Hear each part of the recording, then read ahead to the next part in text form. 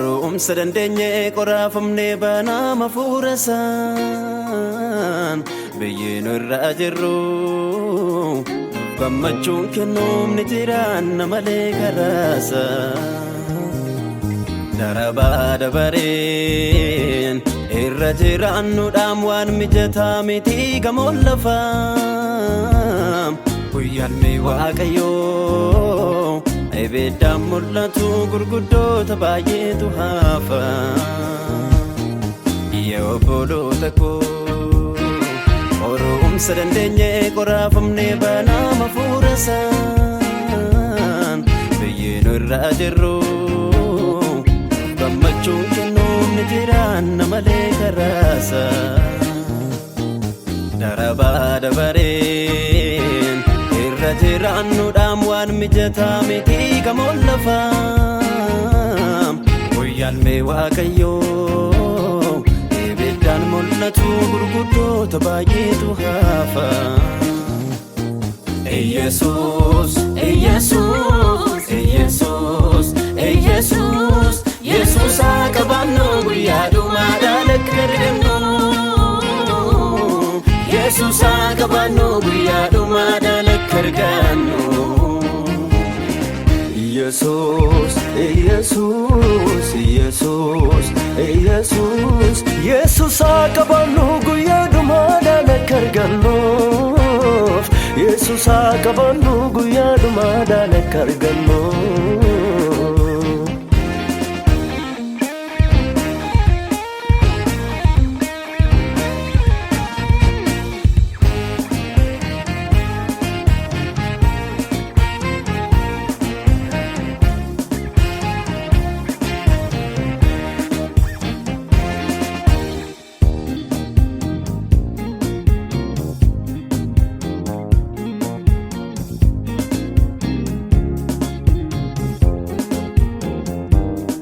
Deebi'ee dhufuun saaqa jeelotaaf malee dhabuuf miti Hirmaattuu maaddisaa akka taanuuf isaan fo'amneeti Dorgaa dorgee qabnu cichine akka hafnuuf mo'ichatti Isattaa jabaannu gidiraa dandeenye jiraachuutti Gidiraa dandeenye jiraachuutti Deebi'ee dhufuun saaqa jeelotaaf malee dhabuuf miti Hirmaattuu maaddisaa akka taanuuf isaan fo'amneeti Dorgaa dorgee qabnu cichine akka hafnuuf mo'ichatti Isattaa jabaannu gidiraa dandeenye jiraachuutti Gidiraa dandeenye jiraachuutti Yesus, Yesus, Yesus, Yesus Yesus akabannu guyyaa dhumaadhaan akka argannu Yesus akabannu guyyaa dhumaadhaan akka argannu Yesus,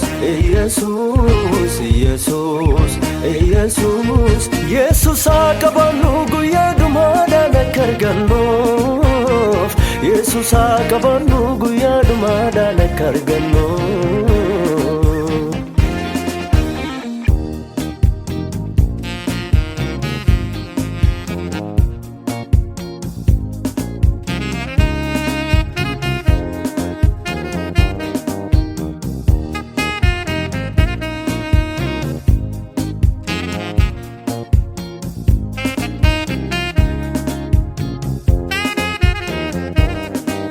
Qorumsa dhufuu dandeenye abdiin of kenname ilaaluudha